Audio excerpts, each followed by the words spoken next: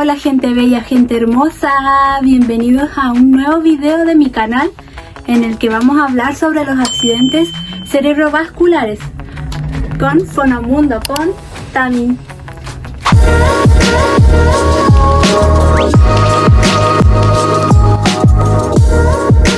¿Qué vamos a entender por accidente cerebrovascular? Que en algunos lugares se abrevia ACV. ACV, accidente cerebrovascular.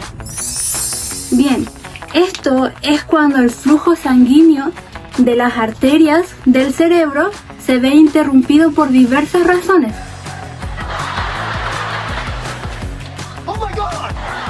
Las cuales vamos a explicar a lo largo del video. Y tenemos dos principales accidentes cerebrovasculares, que serían el isquémico, que está relacionado a un 80-87% de los casos de las personas que sufren ACV son isquémicos, que se deben a un taponamiento o un coágulo. Y luego tenemos el ACV hemorrágico.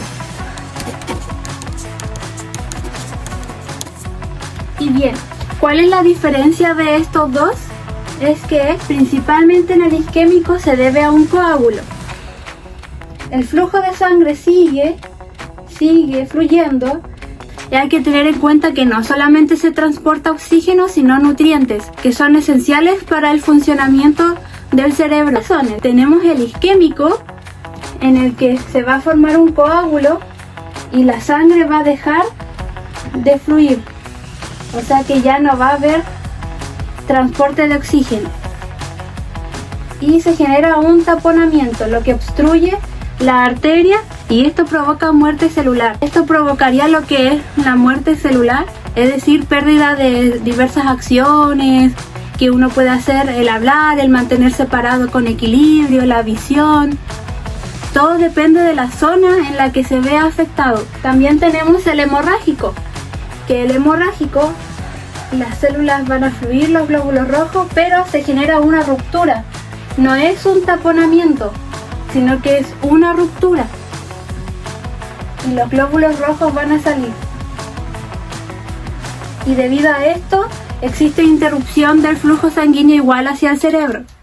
Cabe mencionar que el accidente cerebrovascular isquémico representa entre un 80-87% de los ACV en el mundo, lo que conlleva que el hemorrágico es de menor incidencia, siendo entre un 20 y un 13% según la literatura. Y bien, una vez teniendo en cuenta que tenemos estos dos tipos de ACV, hay que tener en cuenta que hay subtipos de los que se subyacen el embólico,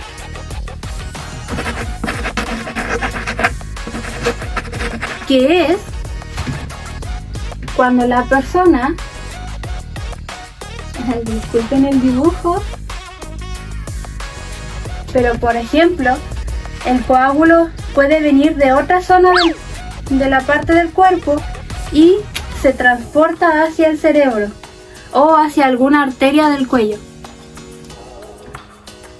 Pero en el embólico es el coágulo que proviene de otra zona que se transporta hacia el cerebro. De allí tenemos la trombosis,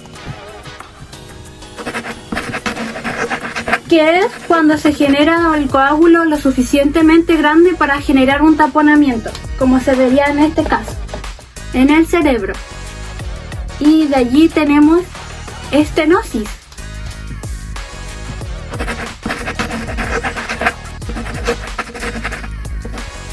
y en la estenosis es cuando hay estrechez de la arteria o del vaso sanguíneo, y esto puede ser por diversos factores, por el cúmulo de placa, que con placa nos referimos a cúmulo de calcio, de glóbulos blancos, de colesterol malo, que sería el LDL, de grasa, depósitos de grasa.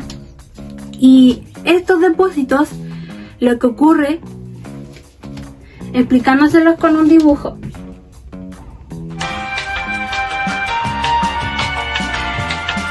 Este es el vaso sanguíneo por dentro. Están los glóbulos rojos, pero se acumula grasa, colesterol en estas zonas alrededor de las paredes de la arteria, y lo que ocurre es que se va a endurecer, engrosar o incluso perder elasticidad.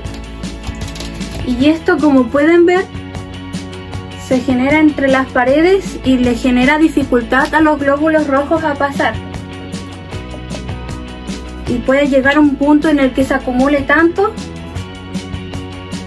que no dé paso a los glóbulos rojos y el transporte de oxígeno y nutrientes no sea posible llegar al cerebro. Bien, luego siguiendo con el hemorrágico, igual tenemos 3 subtipos. Tendríamos primero el subaracnoideo o subdural,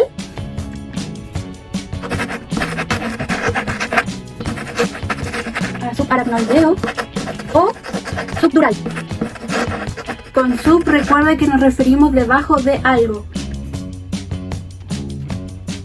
¿Y qué quiere decir? Que el sangrado que ocurre entre la capa del cerebro y entre la aracnoides. Siguiendo con el segundo tipo, nos encontramos con el parenquimatoso o intracerebral, que es cuando el sangrado ocurre directamente en el tejido cerebral.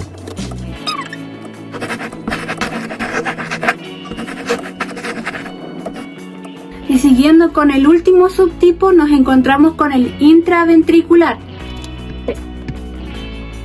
que tiene relación más que nada con que el sangrado ocurre alrededor o dentro de los ventrículos. Y los ventrículos son tejidos que portan líquido cefalorraquídeo, y este líquido lo que hace es proteger el sistema nervioso central y la médula espinal. Y estos serían los principales 2 tipos. Nos encontramos con un tercer tipo, que sería el accidente isquémico transitorio. ¿Recuerdan esta palabra de transitorio? Que sería abreviado como TIA o AIT en algunas nomenclaturas. Y es transitorio porque en la arteria va a ocurrir flujo sanguíneo, pero recordemos que isquémico se refiere a una obstrucción, un coágulo, y que puede ser por distintas causas, distintos tipos como los 3 mencionados anteriormente. Y este coágulo, lo que ocurre es que temporalmente va a provocar ciertos síntomas que desaparecen en menos de 24 horas. Estos signos o síntomas desaparecen alrededor de los 20 minutos aproximadamente. Lo que ocurre con este coágulo, que va a afectar a una zona muy pequeña del cerebro, o si no, que va a ser transitorio, como la misma palabra lo dice. Va a ser por un momento, que no va a alcanzar a causar daño. Y este coágulo lo que va a pasar, que se va a disipar y el flujo de sanguíneo va a seguir fluyendo. Va a seguir fluyendo el flujo sanguíneo, el oxígeno, los nutrientes hacia todas las áreas del cerebro sin afectar el funcionamiento. Y es importante prestar atención con los accidentes isquémicos transitorios. ¿Por qué? Porque estos son indicios de que la persona prontamente dentro de un año podría sufrir un accidente cerebrovascular, que son los más graves, que dejan daño más permanente, pero estos daños se pueden ir solucionando con terapia, ya sea kinesiológica, fonoaudiológica, terapia ocupacional, todo dependiendo de lo que se haya afectado, según la zona que no haya recibido oxígeno. Alrededor de un minuto mueren 2.000 millones de células, que sería muerte cerebral, y por ende es muy importante, pero muy importante, presta atención que corra hacia el médico, porque el tiempo es oro. Recuerde esta palabra. Fast significa rápido en inglés. Tiene que evaluar. Si sospecha de que una persona puede estar sufriendo un accidente cerebrovascular, no dude en llamar a emergencias. ¿Y cómo lo podemos evaluar? Claro, FAST, F de face, cara. En este caso tenemos que hacer que la persona sonría, y si un lado de la cara, el ojo o alguna zona o una parte del cuerpo se ve que no genera movimiento, se ve desigual, es un signo de alerta. Cualquiera de los 3 signos que salga positivo a alguna alteración tiene que dirigirse de inmediatamente a emergencias. Seguimos con la A, arm, brazo. En el face no le había mencionado que tiene que hacer que la persona sonría. Por ejemplo, un lado puede que la comisura o la mitad del labio no se eleve. Y puede verse como caído una parte del rostro. Seguimos con los brazos, arm. Hay que pedirle a la persona que levante los brazos y que los mantenga por 10 segundos.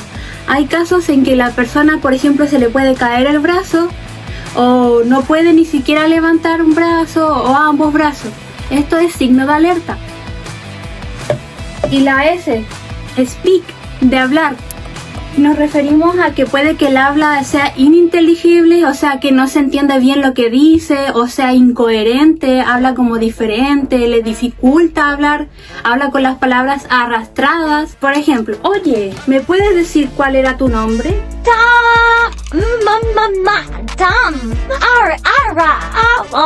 Eso fue un ejemplo de cómo la persona intenta decir su nombre, pero es como arrastrado o no se le entiende lo que quiere decir. Seguimos con la T de time, que significa tiempo. Es decir, que tiene que partir al tiro. A emergencia el tiempo es crucial. Existen diferentes factores de riesgo que son modificables y algunos que no se pueden modificar. Partiendo por los que no se pueden modificar es el sexo, es decir, masculino o femenino. Las personas con mayor incidencia son los hombres. Y en la edad no discrimina, puede ocurrirle a bebés, niños, jóvenes. Lo que sí, la incidencia va aumentando el riesgo. A mayor edad, mayor riesgo. También los antecedentes familiares, si le ocurrió a una persona, a un hermano, a un papá, a un abuelo, puede que se deba a algo genético. Y dentro de los factores modificables están aquellos que nosotros mismos podemos generar un cambio o podemos prevenirlo. ¿Cuáles serían? El tabaquismo, la diabetes, la presión arterial alta, la fibrilación auricular o problemas del colesterol alto, que sería el colesterol LDL, que sería el malo. Esto es porque son modificables, porque la mayoría tienen tratamientos con medicamentos. Por ejemplo, el colesterol se puede reducir con el ejercicio físico, pero más que nada siempre acompañado con un tratamiento médico. Y bueno, eso fue todo por el día de hoy, gente linda, gente bella. Cualquier duda, no dudes en comentarlo en la cajita de los comentarios. Estaré atenta para responder cualquier consulta. Y nos vemos en el próximo video.